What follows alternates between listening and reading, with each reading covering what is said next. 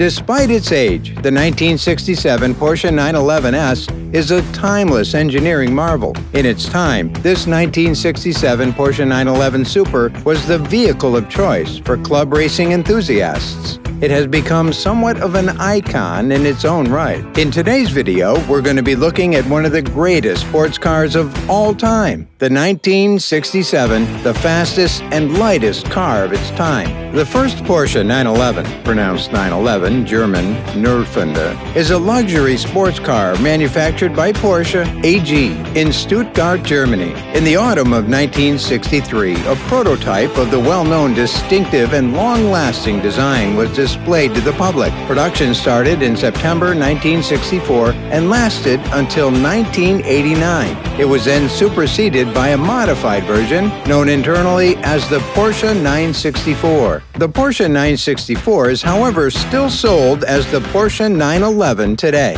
The Porsche 911 was designed to replace the Porsche 356 as a more powerful, larger, and more comfortable vehicle.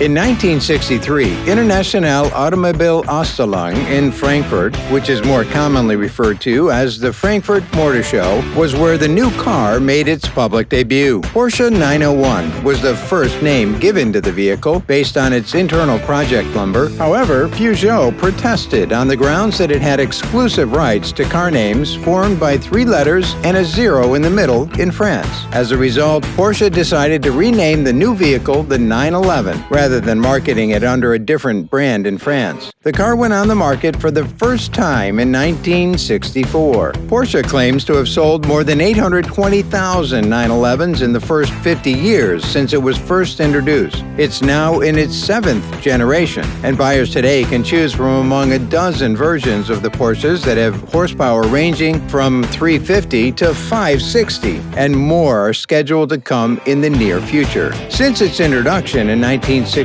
the Porsche 911 has been raced by private and factory teams in a wide range of categories. It's one of the most popular sport cars around. World Championship races like Targa and the 24-hour race at Daytona were won by naturally aspirated 911 Carrera RSR during this period. 1979 also saw the 935 Turbo win the 24 Hours of Le Mans. In 1976, 1977, 1978, and 1979, Porsche's 911-derived vehicles took home the World Championship for makes. As for the Car of the Century Award, in 1999, Porsche's 911 was a close 5th-place finisher. Of the top 5, it's one of only 2 that has stayed in continuous production over that time period, the original Beetle, renamed in production until 2003. As of May 2017, the company's portfolio includes the 1 millionth model. The rear end is adorned by a smoky boxer engine, a flat hood, and 2 oval headlights point toward the ground. In the beautifully preserved 1967 Porsche 911, the instrument panel is dominated by a huge tachometer. Since its inception, the design of the original 911 has stayed virtually the same, making it the most recognizable car silhouette in the world. Behind a low-hanging hood and 2 chrome-rimmed headlights, the original Porsche 911 has a startling trunk. The teardrop roofline descends from the top of the upright windscreen to the end of the rear deck lid as a single line. Ferdinand Butzi, Ferdinand Ferry, Porsche's son, was largely responsible for the design of this beautiful vehicle. Porsche car body construction head of the department, Erwin Komenda, was also involved in the design of the car. The fact that these characteristics are still present in the modern-day Porsche 911 testifies to the car's enduring shape and spirit. First-generation 911s used a 2.0-liter, 130-horsepower flat-6 boxer engine, comparable to the 356's 4-cylinder 1.6 liters unit, which was air-cooled. For the manual transmission, it had a 5-speed shifter. A 2+2 seating arrangement was available. However, the rear was extremely cramped in comparison to the 356. In Road and Track magazine's 0 to 60 test of a 1965 Porsche 911, it took 9 seconds to go from 0 to 60, and its top speed was 132 miles per hour. With a basic 5-speed manual transmission, the reverse was placed where most drivers today would expect to find first gear. It also included standard leatherette seats and a leather-trimmed steering wheel. The list price was around $6,500. That's about $48,000 in today's dollars.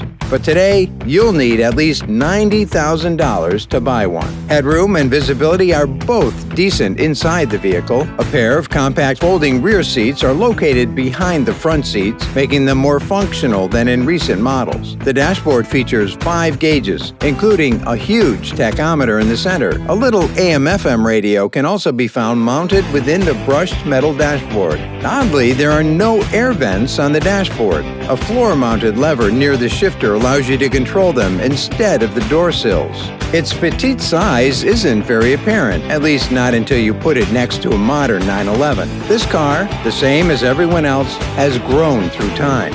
1 foot longer and 7.5 inches broader than the 2012 model, but roughly an inch lower. It has increased from 2,360 pounds to 3,042 pounds in the last few years. The clutch and shifter are both straightforward to use, though it's difficult to change from second to fourth, or vice versa. This car has a more raspy and less frenetic sound than a modern car when it's revved up high in the RPM range. As compared to the newer version of the Porsche 911, the original automobile has a more authentic feel and personality that not a lot of other vehicles can equal. The more powerful 160 PS, 120 kilowatt, 160 horsepower 911S was introduced by Porsche in 1967. A new set of Fuchs 5-leaf alloy wheels was made available for the first time. The mid-engined Porsche 904 and Porsche 906 track vehicles were fitted with a 210 PS, 150 kilowatt, 210 horsepower racing version of the 911 engine. The Targa version with a stainless steel-clad roll bar was also released in that same year. Due to concerns about public safety, Porsche believed that the National Highway Traffic Safety Administration, NHTSA, might forbid open-top cars like the 356. It had a removable roof panel with a plastic Black Widow that could be removed, although a fixed glass version was offered alongside from 1968. The word targa, plate or plaque in Italian, was derived from the Targa Florio road race in Sicily. Porsche had won 7 of the 7 Targa Florio races since 1956, and 4 more through 1973. The final race in the now discontinued series was remarkable because it was won by a Porsche 911 Carrera RS against Ferrari and Alfa Romeo prototypes. Also introduced in 1967, the 911T produced 110 PS, 81 kilowatt, 110 horsepower, effectively replacing the 912. The standard 130 PS, 96 kilowatt, 130 horsepower model has been called the 911L. There were only 20 copies of the lightweight racing variant of the 911R that had thin aluminum doors, magnesium crankcases with twin spark cylinder heads, and an output of 150 PS, 150 kilowatt, 210 horsepower. 1969 saw the introduction of a slightly longer B-Series. The car's uneasy handling at the limit was remedied by moving the rear wheels 57 millimeters forward on all 911 and 912 models, extending the wheelbase from 2,211 to 2,268 millimeters, 87 to 89.3 inches. 911S and 911E models received fuel injection, the latter of which replaced the 911S as the mid-model in the lineup. The Sportomatic model, which has a torque converter automatic clutch and a traditional 4-speed manual transmission, was added to the product line. The 1967 911S had one of the lightest chassis and the lightest 2.0-liter S engine, both of which were derived directly from Porsche's racing program. This combination resulted in real sports purpose vehicle. The first thing is how this 911S drives, not just how wonderful it looks. It's all Porsche. Nothing compares to the handling of these 911s with a short wheelbase. They're quick, and you could feel the road with each bend. The early 2.0-liter short-stroke motors also have a highly free rev, unlike all the other 911 models. This 2.0-liter engine runs flawlessly, and the 901 gear shifts smoothly and precisely. Porsche created a small number of racing versions of the 911 that concentrated mostly on weight reduction in order to push it to its limits. And this line of 911 cars went on to dominate GT racing for more than 40 years. These cars were the best super lightweight racers. What do you think about this car?